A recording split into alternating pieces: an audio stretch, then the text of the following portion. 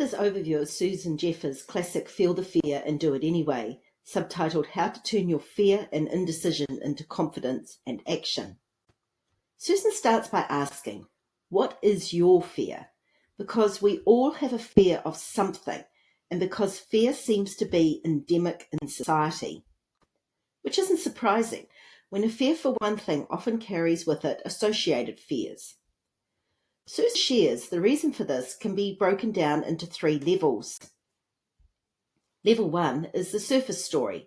These are the fears around things that happen, like aging, or could happen, like becoming disabled, as well as those that require taking action, such as losing weight. Level 2 fears are to do with our inner states of mind rather than the external situation. This is the fear of being rejected or disapproved of, or the fear of failure, or even the fear of success, or the fear of being vulnerable or helpless, or the fear of being scammed or losing our sense of identity. Level 3 fear is the underlying fear of, I can't handle it. Yes, at the bottom of every one of our fears is simply the fear that we cannot handle whatever life may send us. So that means any level 1 fear just translates into, I can't handle getting old, I can't handle being disabled, I can't handle being slim, etc. Any level 2 fear translates into things like, I can't handle success, I can't handle failure, I can't handle being rejected, etc. And that realization only requires that you develop greater trust in your ability to handle whatever comes your way. And that involves reminding yourself every time you feel afraid that you are simply not feeling good enough about yourself. And that situation arises because our thinking is mixed up. We think when we feel better about taking the required action, we will easily do it. However, that thinking sets you up for failure, as you will never magically feel better about taking the action you worry about, because you will always feel fear when you tackle new or difficult things. So the first truth about fear is, fear will never go away as long as you are continuing to grow. And the solution is truth 2. The only way to get rid of the fear of doing something is to go out and do it. The third truth is, the only way to feel better about yourself is to go out and do it, because not only do you kick your fear to the curb, you also build your self-confidence. The fourth truth is, everyone experiences fear when they are on unfamiliar territory. And the fifth truth is, it is less frightening to push through your fear than living with the underlying anxiety from worrying that you won't be able to handle whatever life sends you. So how to retrain your thinking so you can get out of your self-imposed prison? The first step is to repeat the fear truths to yourself every day, because retraining faulty thinking takes constant repetition. And the second step is to live the fear truths every day. Further, you can get to the point that you choose to do this by recognizing you have the power to make self-empowering choices. And if you need assistance with reaching this point, Susan suggests repeating to yourself 25 times, 3 times a day, I am powerful and I am loved. And I am powerful and I am loving. Because both the statements themselves and the repetition moves you along the continuum from pain to power.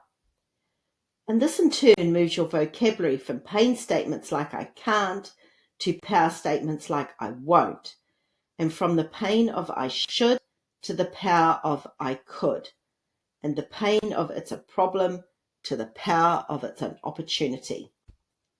However, if you make a decision that holds you in your current pain pattern, be kind to yourself and remind yourself next time you can make a different choice. And be aware when considering your choices, you may think you are taking responsibility for your life, but you're being subtly undermined by your victim mentality because you are seeing others as causing your problems, or you are refusing to take the steps to change the things you hate. and this is firmly keeping you on the pain side of the pain-power continuum. But on the upside, once you accept you are causing your pain, you are a step closer to accepting you can create a joyful life, because we are the only ones who create what goes on in our head. Therefore, taking responsibility also means handling our little voice. You know the one that recites a soundtrack of lack and doom. Taking responsibility also requires recognizing the payoff you are receiving from not taking action. As well as responsibility meaning, we need to figure out what we want from life and then acting on it. Even if that means we need a mantra like, I can handle anything life sends me, good or bad, because our subconscious is always listening and looking to support whatever it is we are saying. Another situation we can find ourselves in is when we stop doing something that was working for us. In this situation, you need to ask yourself, why do I stop doing something that makes me feel good? Or why do I stop doing the things that are taking me towards my goal? And sometimes the answer is going to be because the people around you are fully paid up members of the doom and gloom club. And you need to be spending more time with those who are also on a growth journey, those who will support you on your journey because they can show you the way. So how to make an empowering no-lose decision? We have learned decisions require us to give up something, and that sets us up for buyer's remorse, the anxiety we feel that we have made the wrong choice. Therefore, the trick is to see both choices as providing you with opportunities to experience life in a new way, to learn and grow, to find out who you are and who you would really like to be and what you would like to do. Meaning each decision will bring opportunities no matter the outcome, because we learn and grow through what we experience. Therefore, the key to no-lose decision-making is establishing your priorities, doing your homework, trusting your impulses, and then reminding yourself you can handle anything that comes your way, because security comes not from having things, but being able to handle things. And then embrace your decision fully, never allowing buyer's remorse a toehold in your mind. Because if something is off track, course correct. You do it when driving, so accept it as part of any trip from A to B in any part of your life. But what about when our sense of self is pulled out from under us? When we see our life as being over because our job has been made redundant, or our children have left home, or we lose our partner, etc.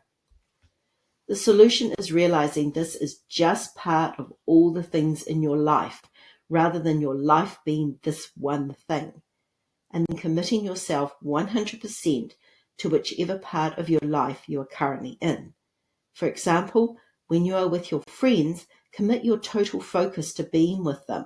This will assist with breaking you out of an existing vicious cycle that you aren't enough without the thing that is now gone, or to prevent one being created. Susan shares that one of the most valuable lessons in learning to diminish fear is embodied in the phrase, say yes to your universe. That means accepting what happens and making the best of it.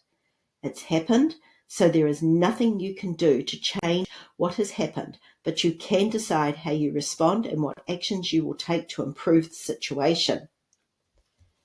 Taking action also forces us to acknowledge how much we use bartering in our relationships, because when we give with the expectation of receiving, we fear the day others won't reciprocate, and that fear locks us into a cycle that stunts our growth. And this self-stunting of our growth, we often try to fill with things rather than addressing our inner desire for growth. This means we need to practice listening to our heart, or those positive action ideas that pop into our head, as those encourage us, while our little voice wants us to stay as we are and therefore feeds us a stream of negativity that binds us ever tighter to our fear and discontent if we listen to it. This is an easy-to-read book for anyone who has ever interpreted fear as a signal to retreat rather than as a green light to move ahead. Susan provides throughout the book actions you can take to break through both your comfort and fear barriers, because in the beginning, everyone needs as much support as possible to keep them on track. Susan also provides guidance on how to implement these actions, as well as real-life examples of how fear can manifest and be overcome. So don't delay, feel the fear and do it anyway. And accept if you are growing, this is a lifelong journey. Thank you for viewing this video.